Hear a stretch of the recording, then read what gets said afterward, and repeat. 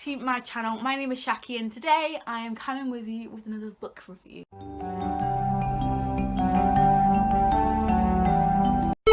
I haven't done a book review in a very long time and I kind of want to get back on the whole thing of posting a book review every single month. So the book that I have selected this month is one that I have literally just finished, and that is Am I Normal Yet by Holly Bourne, which I had some conflicting thoughts surrounding, so I thought I would express them via video. I do have a Goodreads review of this, which is basically all of the thoughts I'm about to share with you, so I'll link that below if I have missed anything in this video that you can find down below. I think the first thing to note about this and Holly Bourne is the fact that I absolutely love Holly Bourne's writing. I love her stories.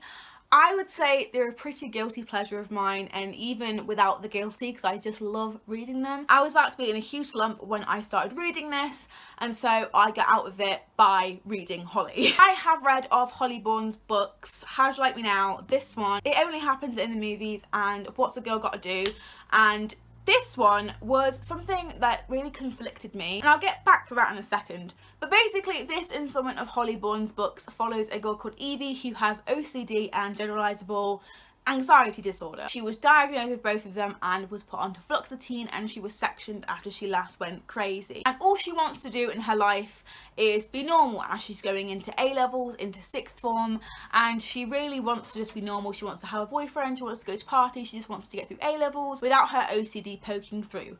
And inevitably, with all YA and mental health issue books, it pokes through. Obviously a huge content warning for both of those topics of OCD and anxiety. I personally don't have OCD, so I can't really speak for the representation of that. But I can speak for the representation of anxiety in this novel, and I would say it's very accurate. If you have OCD, please let me know if you've read this and if the representation is any good. The anxiety rep was quite good, so I can't imagine that the OCD rep was far off. As always, this story took no time at all to read because it is a Holly Bourne book, and as I was saying, I was in a slump and I literally turned to Holly and I was like, please make me unslump. And thus behold, it did. Holly has this knack for setting characters out and setting their stories out and making you just grab your attention, and it flows extremely well. Evie, the main character in this book, is incredibly flawed, but although it does get on your nerves, it is incredibly important to the whole feminist and mental illness discussion, because a lot of the book's themes is self-discovery and education and educating yourself as a group, and then carrying on as, you know, leaders of this new force regime that they call themselves the Spinster Club. And that's something that I really liked about this book, is the fact that the group of girls made this little club for the three of them to learn about feminism, to discuss it, and to improve their ways. Lottie, who is one of my favourite characters, called them out on their shit of man-hating and girl-hating. It was amazingly done, and they all went on this journey to kind of learn about feminism together, and I really, really like that aspect. By this next point, I am not in any way saying that I have OCD. I'm not using this book as a way to diagnose myself with OCD, and you shouldn't. You should definitely go to a professional. But for me, this really called out some of my past and present behaviours that could be deemed as obsessive. In this book, Evie meets a guy called Guy. She meets him and she's so infatuated by him that she starts to become obsessive, and she touches the lamppost 6 times so the date will go well. And she says, if I can do this, then the date will go well. And me, myself, have been in those situations with my guys that I've dated in the past. And let me tell you, you'll do anything for them to love you and for them to appreciate you, which is why I feel like the flawed main character, Evie, was so good. And it was a good thing that you were getting annoyed at her, because she was even more annoyed at herself, and that's how mental illness is. People like the character Guy.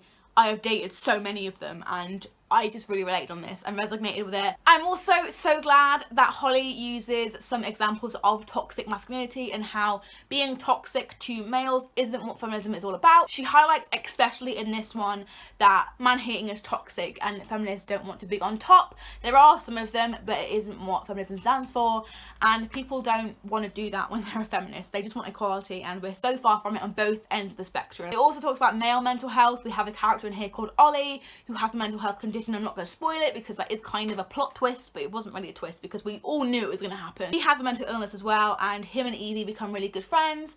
I would have loved to see where that could have gone, but instead we learned about Guy, and it was really impactful on Evie's experience. I gave this book somewhere between a 3.5 stars out of 5 and a 4 stars on Goodreads because of all of those things that I loved, but also I'm becoming immensely critical of Holly Bourne's writing style. I don't know if it's just because of I'm growing up, I'm growing out of these. I really hope that I'm not. I don't know if it's because I'm becoming more of a critical reader. I am more entwined with the LGBTQ+ community and the Black community because I'm researching both of those aspects for my EPQ project. So I think that has made me more of a critical reader, and I think that has affected ultimately my experience of reading this, and will it affect my experience reading in general. I feel like these books, Holly Bourne's books, YA books in particular, are becoming incredibly formulaic. I don't know if it's because it's guaranteed success, because it's generated her so much popularity in the past that she just stick into a formula, like a genre kind of thing, like a Holly Bourne genre. I'm kind of getting tired and sick of the same thing in every single book. It's basically a white, straight, cis girl who is chasing a guy who she thinks she needs, but she doesn't because she's found feminism. And although that is a story that I love and hold so close to my heart that you wouldn't even believe, it is getting a little bit boring having the same white people running around in a school in A-levels doing their shit and falling in love with everyone and having sex and then saying, oh, you're sexist at the end, you know what I mean? I love Holly Bourne and her books to pieces, and if she ever comes anywhere near me, I am there. But it's important to take off your rose-tinted glasses sometimes with even your favourite authors in general, and be able to point out criticisms in your favourite things. It's very, very important to do so.